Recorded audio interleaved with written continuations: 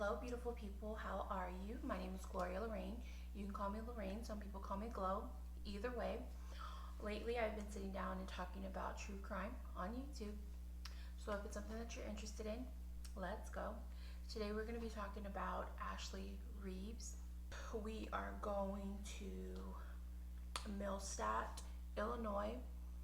A woman by the name of Michelle calls into dispatch, 911 dispatch, stating that she hadn't heard from her daughter and she was supposed to go to an interview and go play basketball, and she was supposed to be back by 10 at night, and she hadn't heard anything from her.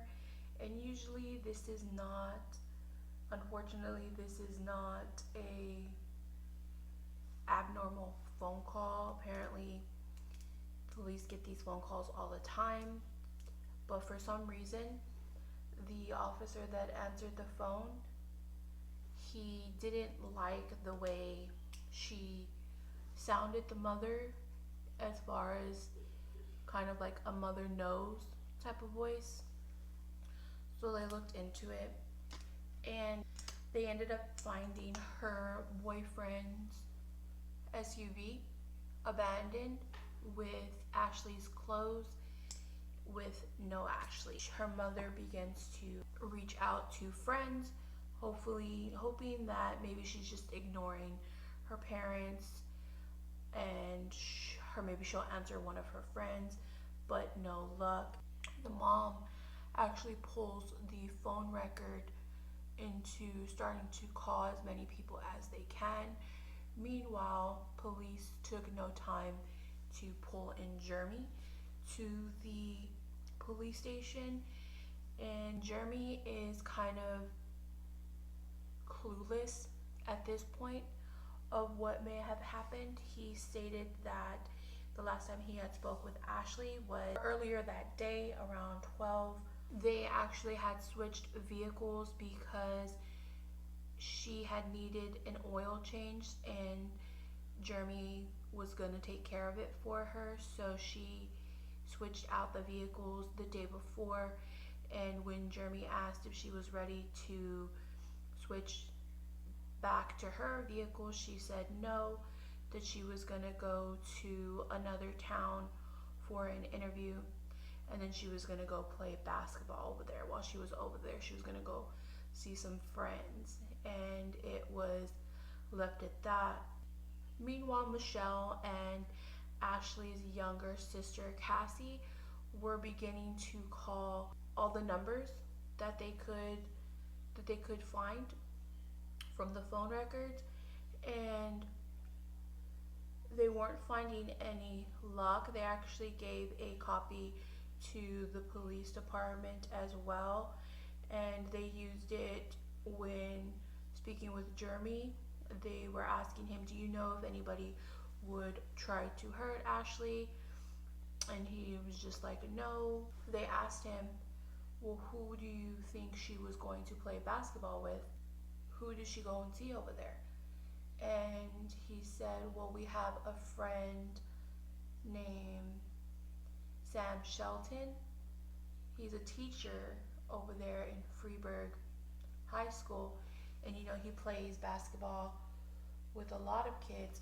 And they were asking Jeremy, how do you feel about the relationship? Do you think that there's anything going on between Ashley and Samuel?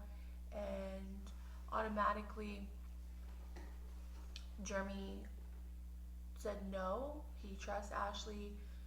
Ashley's not that type, and Samuel was just a really cool guy. He was a teacher, and it was said that he had a lot of relationships, like platonic relationships with his previous students. Ashley was one of his previous students, and that it would just be strictly platonic. He was just that cool guy. He was about 27 at the time, and then Ashley was 17. And the police kind of let Jeremy go after this, just because they actually believed Jeremy, and it didn't seem like Jeremy knew what was going on, but the police didn't really get a good feeling off of this guy, Samuel. It started coming out.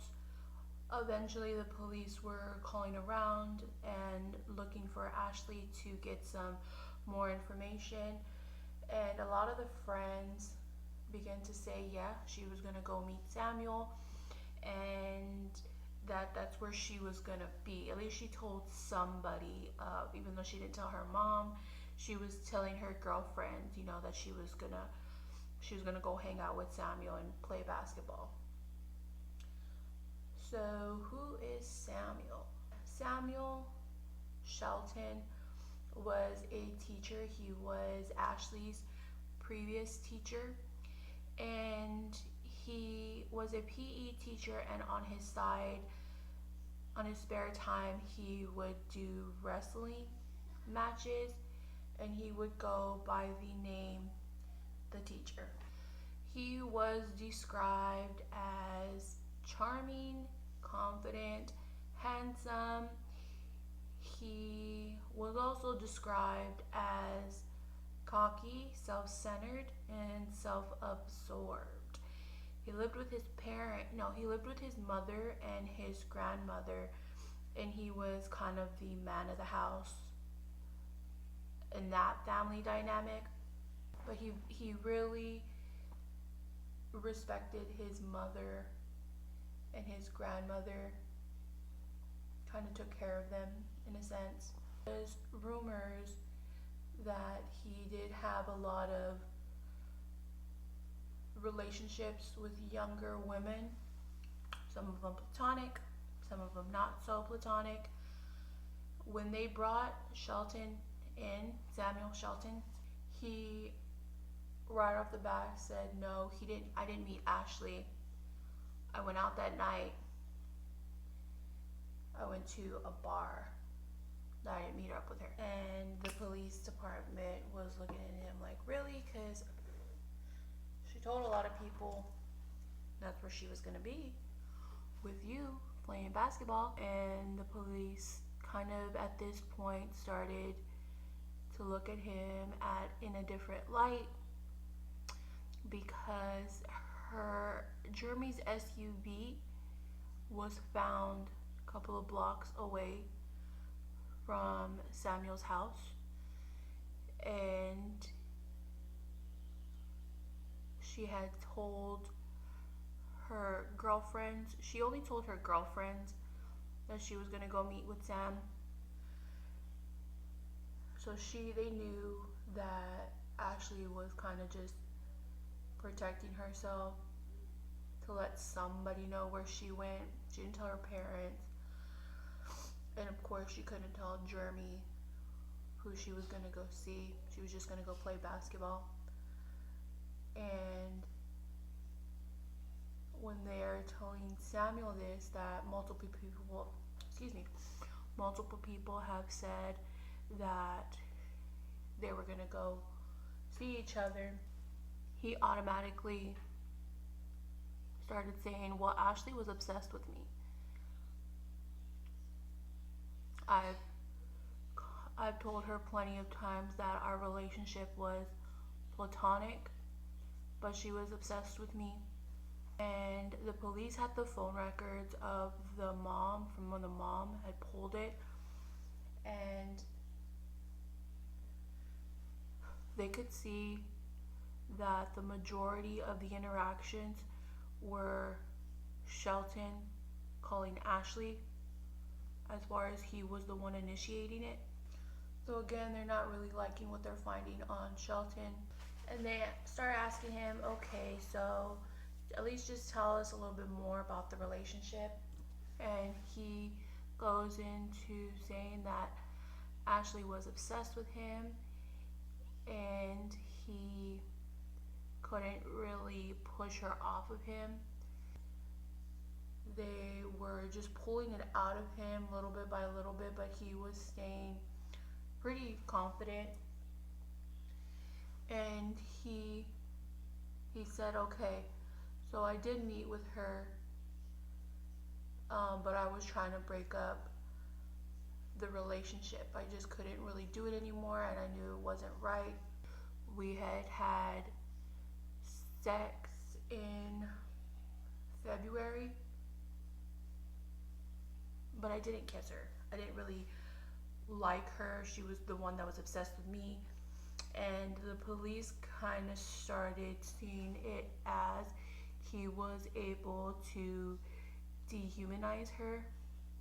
But Shelton was showing it as, oh, I didn't really care about her. Like yeah, we were friends, but we would just have sex, and that was it. And I felt horrible about it, so I told her to meet up with me that day to break up the relationship. And she didn't really like it that what I was doing. That they had gotten into a fight, and I pulled her out of the car and I left her there. I left her on the side of the road. And the police kind of were in shock that he had told them this. And they said, okay, so why didn't you go back? Why didn't you check on her? And he said, I couldn't. I had a weak stomach, and I kept imagining that she would get hit by an 18-wheeler and she would be laid up in a ditch somewhere. And I just couldn't stand the sight of that the Chainsaw Massacre. He asked the police, have you seen the Chainsaw Massacre? And the police was just like, at this point, in shock of what he was saying. He's like, that movie really messed me up, man. I didn't want to see her like that. And for the police at this point were kind of just really disgusted in him. And they walk out of the room. They kind of just leave him there for his own thoughts. He eventually gets antsy, and he asks to go to the bathroom. On his way to the bathroom, he ran into somebody he knew. They actually went to the Boy Scouts together, from childhood. And the detective immediately goes to the one that was working on the case, and he's like, hey, please let me get on this one. I know the guy. And with him being able to already have some type of rapport with him, the leading detective was like, yeah, that's fine, cool. So they catch him up on the story,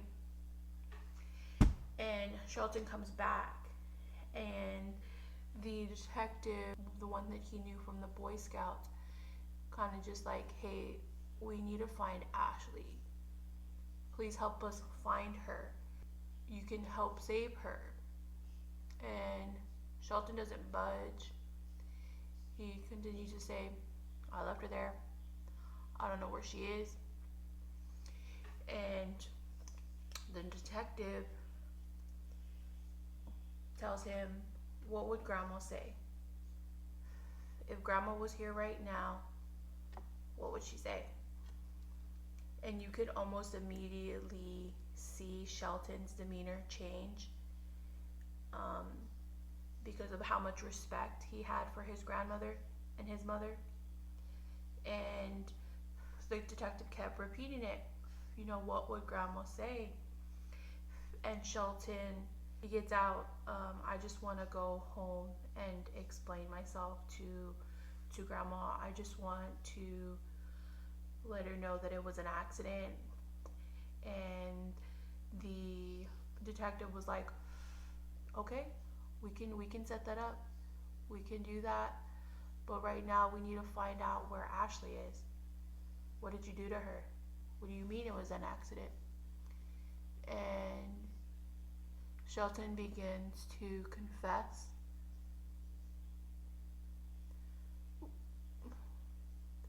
Guys, this is like the hardest part. I see women do these lashes. And they kind of just like do like a one stick thing. Like they put them on and they just like stick. I'm like, how do you do that? Is it the glue?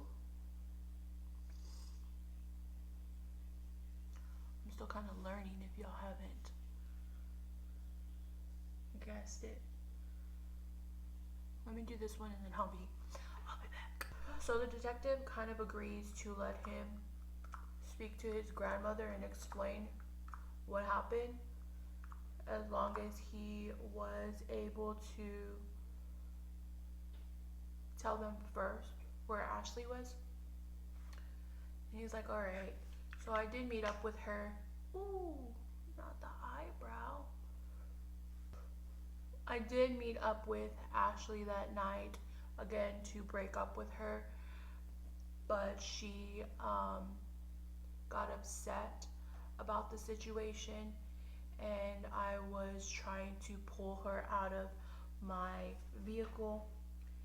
And in the middle of me pulling her out of the vehicle, he said he had pulled her in a chokehold, and he pulled her really hard, and he heard a pop on her neck, and her body went completely limp,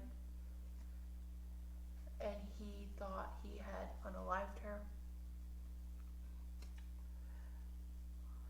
And he got scared. So instead of attempting to get help, he begins to drag her in the woods, and he wanted to finish the job. So he begins to strangle her with his hands, and she begins to foam at the mouth. This is him explaining it to the police. And if you are familiar to the medical field, you know that there's literally a process of death. There are steps that your body will go through, physical things that your body will go through, and like the one of the last thing is a twitch. I don't want to go through that because I think that is it's very rude to go through at someone's most vulnerable moments of their life, is their death process. So I don't want to explain it. But Shelton was kind of going through that process with Ashley. And for some reason, he saw her chest move, and he knew that he hadn't finished, is what he said. He begins to get his belt and wrap it around her neck. He said that he was getting tired at this point, so he uses his foot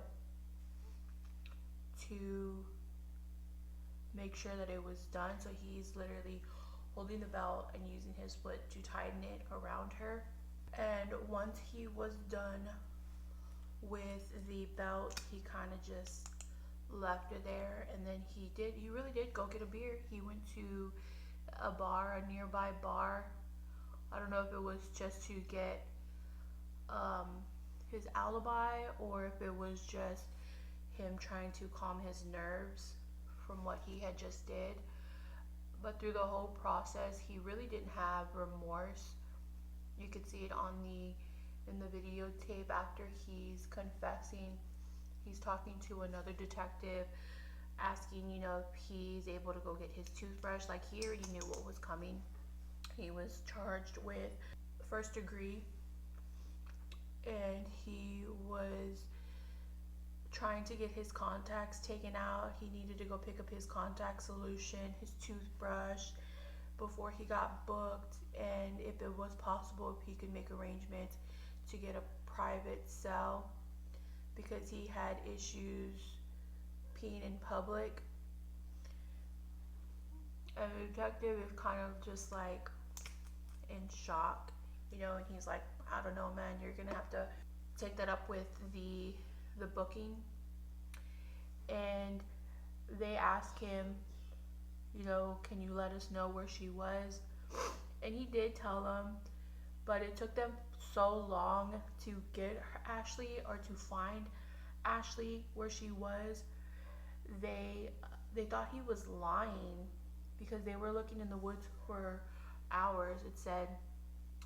And eventually they stumble on her body, and they see her covered in insects, and they start going through the process of making it a crime scene and taking photos, setting up the tape. One of the detectives, he kneels down to check out Ashley, and they could see that she had so many insect bites. And when they put the lights on her, one of the detectives starts screaming, yelling, because they see Ashley's chest rise up. And Ashley was alive. This would have been 30 hours after the attack. On a side note, I kept seeing that they kept saying or putting that she was covered in insect bites, and I wonder if that was what kept her alive, because I remember reading a story about a skydiver. His parachute didn't open up, and he landed in an ant pile, and because of the ants biting him, he had broken every bone in his body, but because the ants bit him, it made his adrenaline keep him alive until he was able to go to the hospital. And I've seen that before. I was not personally in the car accident, but I've seen a car accident where unfortunately one of them did pass away on the scene, but the other one, he was about to it was just an ugly thing, but we were very, very surprised that he didn't pass away on the scene because they were ejected from the vehicle. But we were thinking about it, that it was when those Red Bulls were a thing, that everybody was drinking Red Bulls, and we would drink like 2 or 3, to get us pumped. And I think about it now that it was because his adrenaline was so high and pumping that it kept him alive. The same thing with the skydiver, that he had fell into the ant pile, and I'm thinking that is what kept Ashley alive, because they continue to say in everything that I was reading that she was just found with so many insect bites on her. And the paramedics didn't think that she was going to make it. They actually called in a helicopter to come and get her, but it did take her about an hour to get her out of the woods. And as soon as she got to the hospital, she was put in an induced coma. Meanwhile, the charges were lowered from murder to attempted murder. So they book in Shelton, but he gets bail. Meanwhile, Ashley was in the coma for 2 months. When she woken up, the doctors, unfortunately, they kind of kept letting the parents know, don't get your hopes too high. It's going to be, even if she does pull through, it's not going to be the same Ashley. She's not going to be the same, just because there was just so much trauma to her body, that she was going to be paralyzed from the neck down. And they were just like, I don't care, give us our daughter back. So they help, and they put her into the coma. She was in the coma for 2 months. She goes into rehab. She wakes up, she goes into rehab, and she was in the rehab for 2 more months. And then around June, she was able to go home, but still under the rehabilitation process. She wasn't able to eat. She was being fed through a tube just because they did think that she was going to be paralyzed from the neck down. And God willing, Ashley did pull through it all, and she started her journey onto walking again.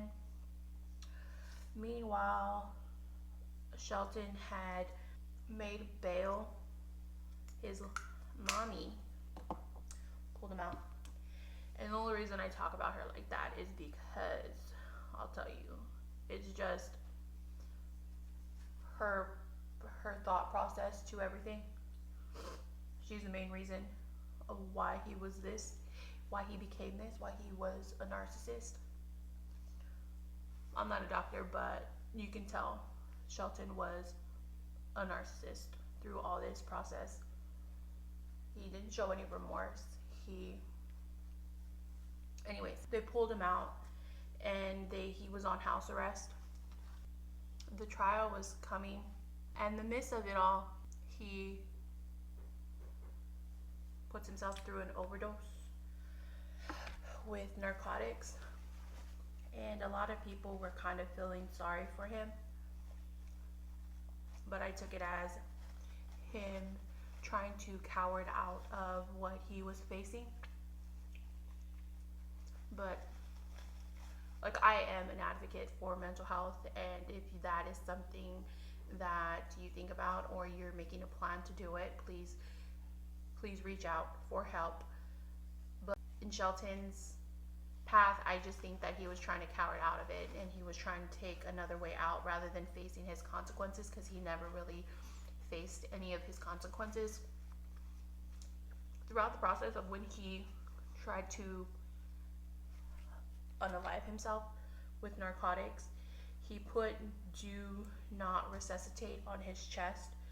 So when the paramedics came and get him, he started fighting it. He actually kicked one of the EMT in the chest, and he spit on one of the guards. So he was just really, really mad that they pulled him out of it, and he was just being, they were saying that he was just being pretty ugly to a nurse of color, that he was just continuing to put racial slurs on one of the nurses, and they ended up sending him home. And why I was kind of like looking at his mother sideways is because she tells them, he ends up taking a plea deal, but whenever they were interviewing him, and she said that her son reluctantly had to take a plea deal, a 20-year plea deal, because the media had demonized him so much that he wouldn't have gotten a fair trial. And so they had agreed to take the plea deal for 20 years. And when they were asking him, they were asking the mother, do you know if he ever apologized to Ashley's family, or if he ever apologized to Ashley? She said no, she didn't feel that he needed to in this case, that it was an accident, that they're going to stick beside him, that it was an accident. And it may have been an accident, like from him trying to pull her out of the car and putting her in chokehold, not thinking that her neck was going to pop. But the thing that he did afterwards, that wasn't an accident. That was intentional, trying to cover up for yourself. And I just feel like he was never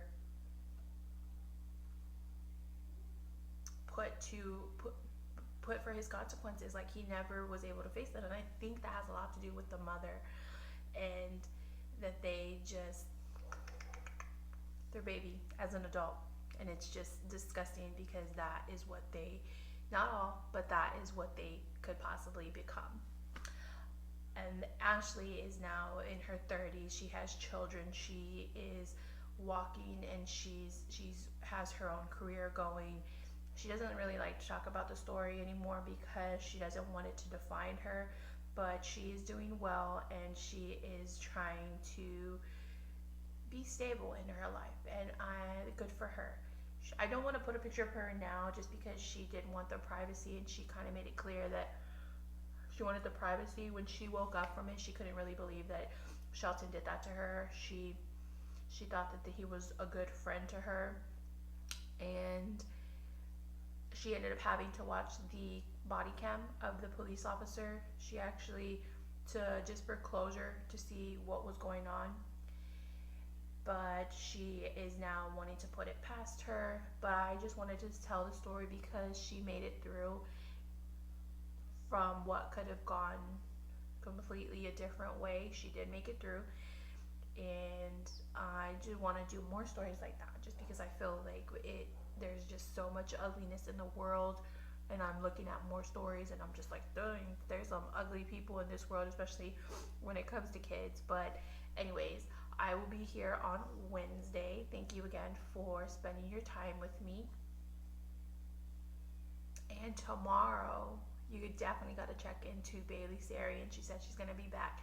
So be looking forward to that. Thank you again, and y'all have a wonderful Sunday.